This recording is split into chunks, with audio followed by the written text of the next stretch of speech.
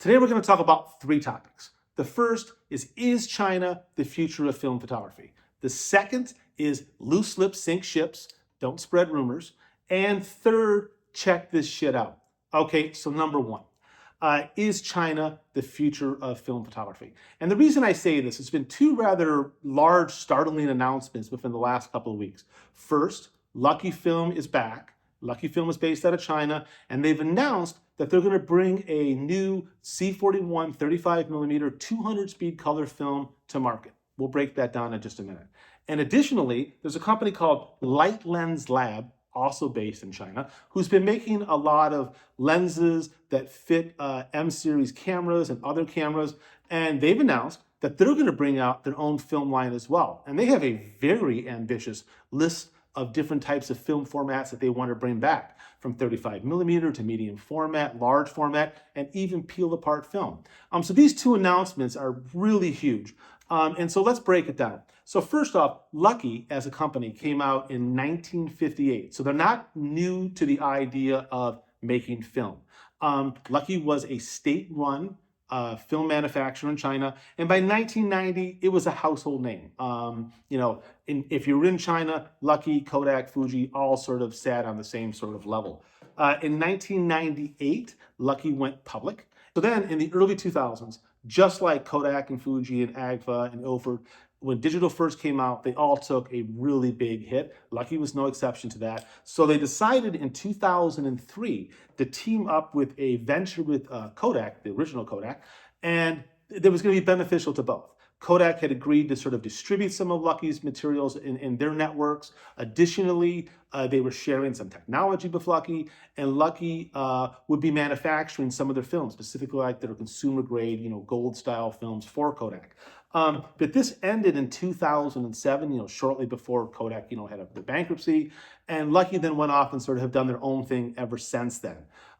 What's interesting about the Lucky concept is that they've made film before. And if you read their website, what's intriguing about it is they talk about how they are going to build upon the tradition of the past, but because of sourcing new materials, they've had to reinvent sort of the way that they were going to create the film using modern materials. And I'm sure they had to be careful not to step on any patents and technologies that they had from Kodak back in that 2003 to 2007 time period. So can Lucky bring back this film in this timeline?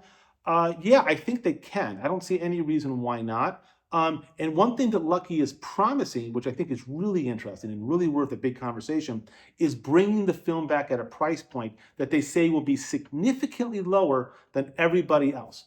And I think that's fantastic. I mean, as a professional shooter, if I want to work with Tri-Extra, I want to work with some Cine Still film or Ferrania film that I love, I'll pay the extra money for that material, for the look that I need. However, someone first getting into photography right now, film is expensive in 2025. And if you could get a roll of 200 speed film, not for $15, $16 a roll or $7 or $8 a roll, maybe for under $5 a roll, that would be really beneficial and helpful, especially if it's good film, to get you shooting and get you involved in this analog hybrid process. So if Lucky's able to do everything that they're claiming, I think it's great. The only sticking point I see is their distribution. If you do a little bit of digging on the web, it's a little murky right now as to who is going to be bringing the film into North America. There's different parties saying that they have exclusive rights to bringing Lucky Film in, and I'm hoping it doesn't get messy. I'm hoping this is something that can be solved quickly and we can get this film to market sooner rather than later. Lucky has also indicated that they have two black and white films already in production, that if they think there's a demand in North America, that they will send that here as well. And I think this is great. I mean, I love Eastman Kodak. I shoot a ton of their film. I love the motion picture film that Cine Still works with. I love my Ferrania film. But there are times that I would like to have the option of different materials, and I think competition is good, and I think the more people who are making film and high quality film, all the better. Now, with regards to Light Lens Lab, I think what they're saying they want to do is pretty ambitious, and I'll be curious to see if they can actually pull it off. Time will tell. But they've got some samples on their website of detail shots of tabular type grain, and I'm going to follow them. I'm going to follow to see where this goes. By the way, both of these companies, you can also follow them on Instagram and just check them out. And I'm going to keep watching on this. So this might be a reoccurring topic that we'll go to. Another thing that I wanted to talk about just ever so briefly is Ferrania Film. I'm a huge fan of Ferrania Film. I've literally been in their corner since they first talked about bringing their films back, over a decade ago.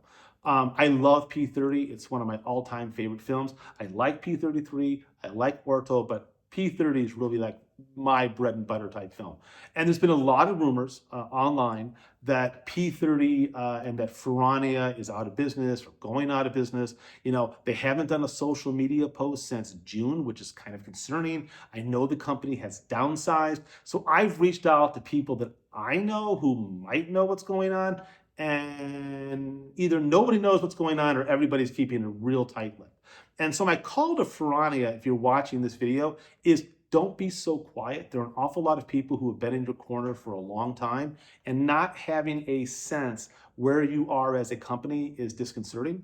I really wish they were being a little bit more transparent about what the future says. And the reason for this is if you go on Ferrania's website and you look at P30, their 35 millimeter version of P30, it says something like the last production run, which, caused me to sort of shake a little bit. But if you go to the Italian website, it doesn't say that at all. So I'm hoping this is just something that's lost in translation, because after all the work that Ferrania has gone through to bring back film, to bring in-house packaging of the 35 millimeter, which is not an insignificant thing, I would hate to think that in 2025, we're going to lose them as a film manufacturer. I don't know. I'm hoping they're here. Ferrania, please be more transparent.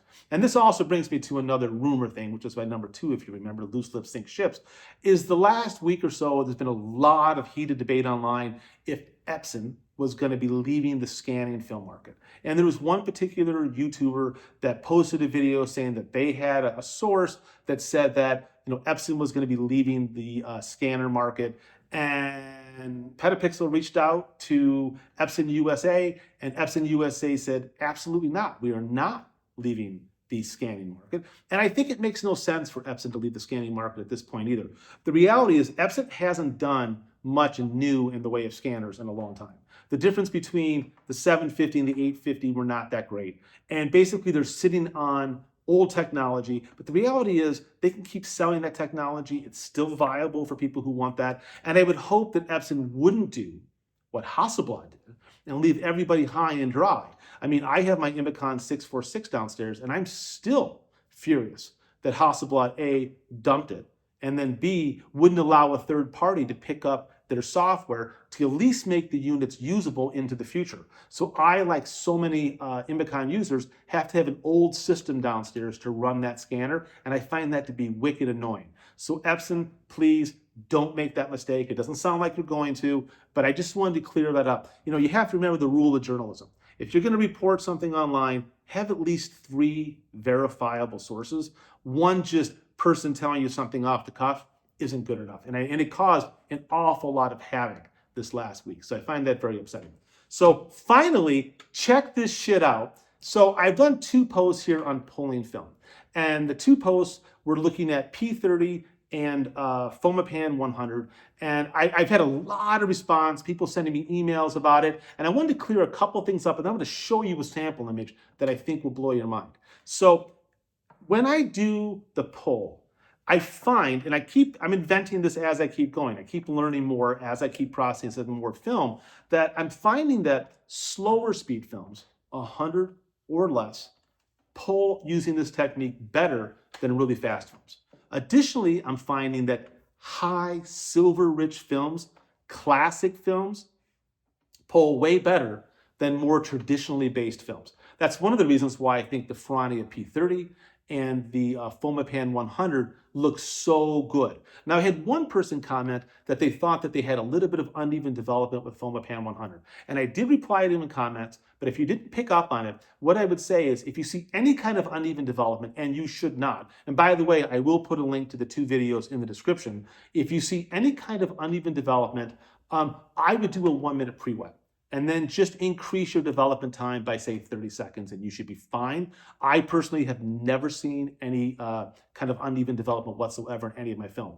I'm also going to run this same test this next week with Ilford Pan F50. Once again, classic film, difficult film, high contrasty film. And I think it will also benefit tremendously from the poll, so stay tuned for that. So now what I'm going to show you on the screen is the sample image that I just made a couple days ago.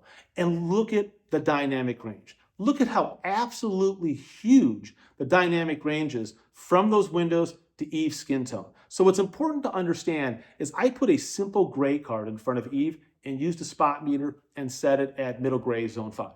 And then when I measured the windows on the outside, they were somewhere like a zone 13, 14. I mean, really high, should be absolutely blown out. But if you look at the video and you look at the image, they're not blown out at all. Matter of fact, here's a quick video clip showing just how dark and how contrasty it was in my garage when I did that picture. So here we are in our garage. I've got a door open. This is similar to how it was yesterday. It is a little bit darker outside, so the contrast was even bigger than what you're seeing now. But as you can see, Eve is quite dark compared to the brightness outside.